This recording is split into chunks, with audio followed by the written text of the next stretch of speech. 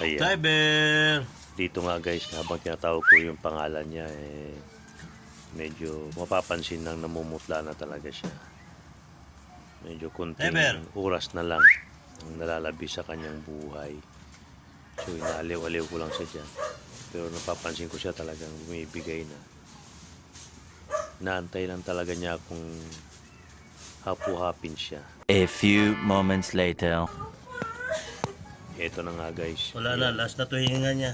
Oras nung naghihingalo na siya. Wala na, ayaw na talaga to. So saglit lang, tumalikod lang ako. Yun na yung kanyang resulta. Matay na yung aso. Kaya hindi ko maiwasan at mapigilan yung aking sarili na maiyak din. Kasi talagang alaga namin itong aso nito. Maging ang aking mga anak, yung asawa. Talagang hindi na nakayanan ng kanyang sarili at dala na ng kanyang katandaan. At siya rin ay may sakit. Umutla na siya, malabas na yung dila.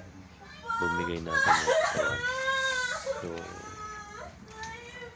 paalam, Cyber. So, hanggang dito na lang ang iyong buhay. Salamat sa pagbantay at paggabay sa amin. Tigil ka na nga. Tanaw yung mga emosyon ng aking mga anak, hindi na mapipigilan ang kanilang mga luha. Salamat sa iyo, Cyber. Ano na yan? Hindi na niya kinaya. Sakit niya.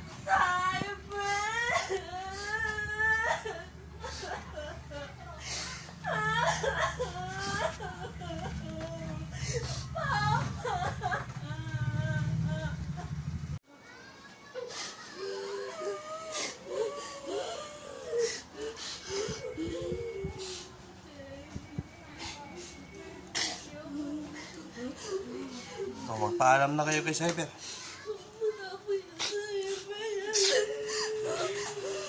Alam niyo na.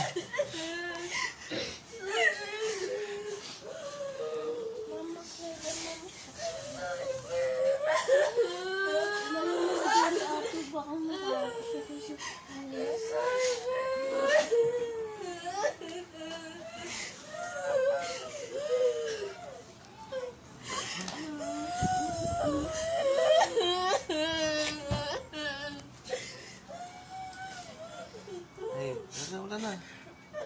Wala tayong Cyber.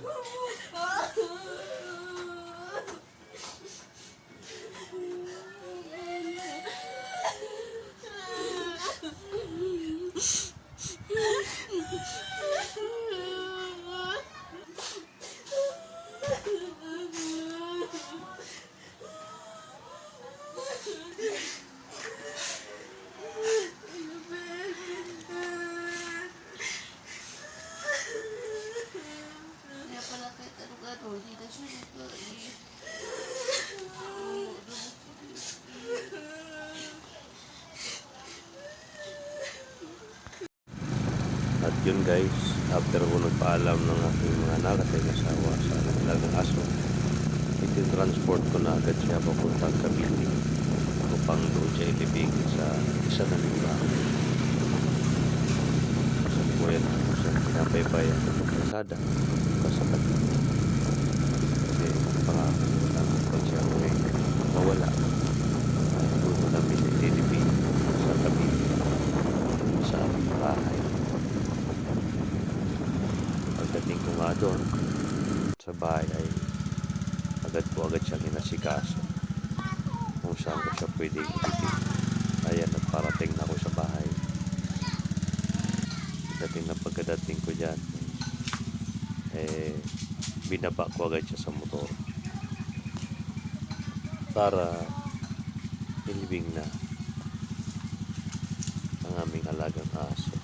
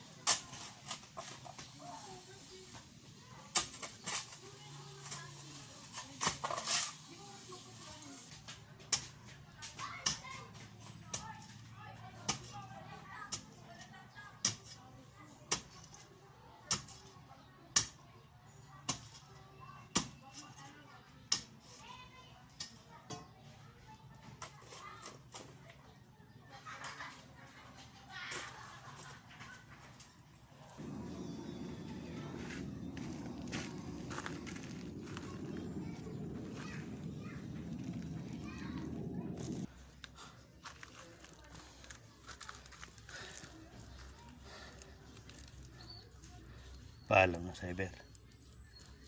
Ingat ka rito. Ikaw nang bahala sa bahay natin, ha? Bantayan mo, ha? Paalam sa'yo, Cyber.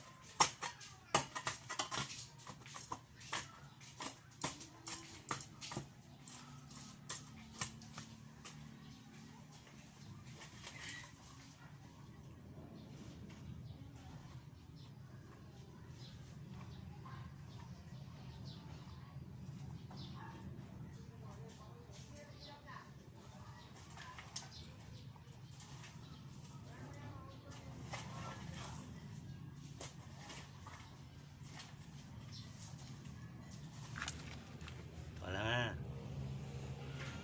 Okay. Tayan mo itong bahay. Dito ka lang. Ha?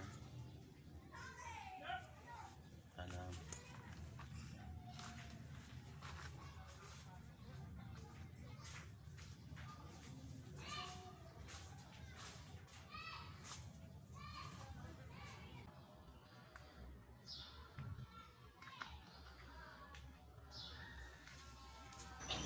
Paalam sa'yo, Cyberzone. Paalam. Hanggang sa muli, Cyberzone. Paalam.